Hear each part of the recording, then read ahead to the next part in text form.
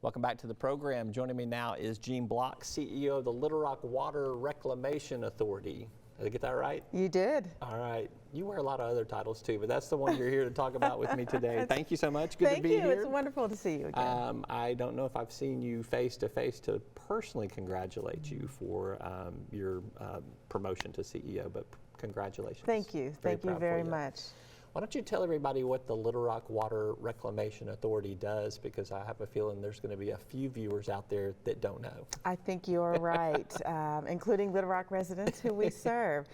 Little Rock Water Reclamation Authority is the sewer utility for the city of Little Rock. We are a standalone utility, not a department of the city, have about 220 employees. And in short, what we do is collect wastewater, used water that leaves people's homes or businesses or industries. We transport it through our 1,400 miles of sewer lines and we treat it at one of our 3 treatment plants. By the time we are finished treating that wastewater, it is 7 times cleaner than the water in the Arkansas River, which is where we discharge it to. Okay. Yes. So you're doing your part for the environment. That's exactly what we're doing. That's right. All right.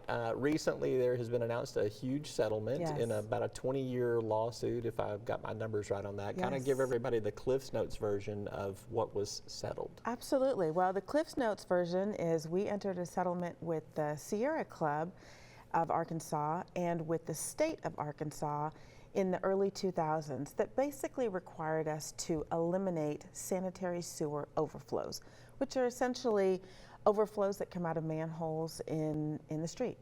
There were 339 locations across the city where this was happening at that time.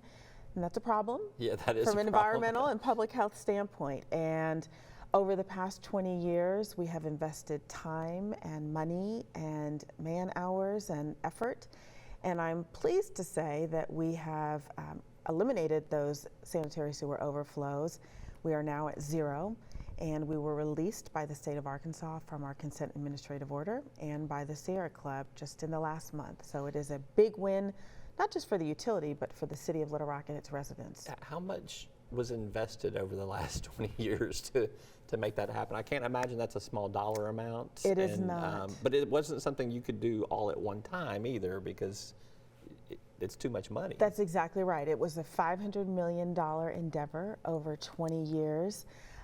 And we appreciate the residents of Little Rock and city leaders who understood when we had to go to them for rate increases and explained the capital projects and the infrastructure needs that we had to pursue in order to make the necessary changes, to tighten our collection system and to expand the capacity in order to address the issue. So I'm reading between the lines, there's a rate decrease coming now, is what you're saying. we wouldn't be doing our job if we were not constantly maintaining our system, 3 treatment plants. So you know, it's like we all have to maintain our homes and put in the time and money to do that. Same thing with the system. Tell me what having this settlement behind you now, what does that free you up to do proactively?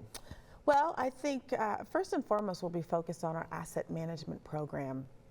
Because we have been spending so much time focused on our pipes and our pump stations, we now want to really look to continue to evaluate all of our assets to determine what is the status of them, what needs to be improved. So it's that asset management that we will be focused on. There are some other projects that we're also going to undertake, an economic development study to really be able to determine the impact that our organization has on the city of Little Rock. There are some regulatory changes that we are keeping an eye on, both at the federal and state level, to determine what capital improvements we may need to start at our plants in order to stay in compliance with those requirements. So what one of that, something like that might be? PFAS. You might have heard of PFAS, the forever chemical. I will keep it Cliff Notes. Essentially, these are chemicals that are released from our nonstick pans when we wash our dishes and they get discharged. They're also released from certain industries. Thankfully, Little Rock doesn't have any of those industries, but at a national level, regulators are looking at PFAS, and we are really wanting to keep a close eye on what changes we may need to make to our processes to stay in compliance with any, again, regulatory changes that could come. All right. Tell me, I want to broaden this conversation a little bit more, because what you deal with on a daily basis, other communities around the state, other communities around the nation deal with. Kind of what are some trends, some industry trends that you're monitoring that you know are going to impact the Reclamation Authority in the years to come that you have to start doing some planning for now? Sure. So certainly PFAS, as I just mentioned, biosolids is another issue. When we go through the treatment process, another byproduct is biogas, and in our case, what we do is collect the biosolids and we land apply them to neighboring lands. It's a safe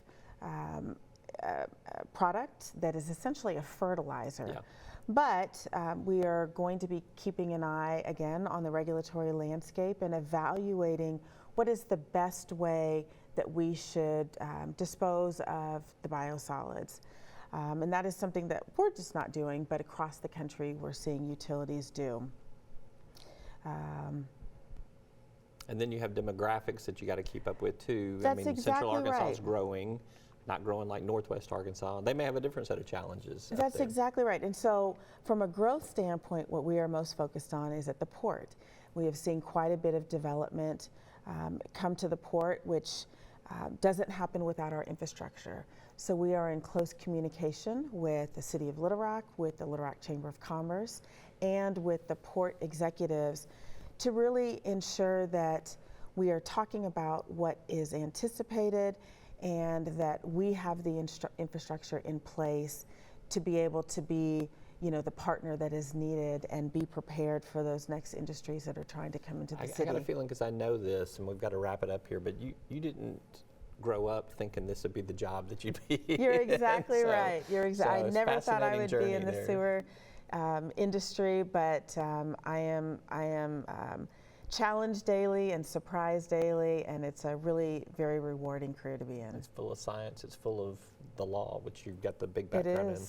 Jean Block, she's the CEO of the Little Rock Water Reclamation Authority. Good to see you. Wonderful to see you. Thank you for having me. You bet. We're back with more after this.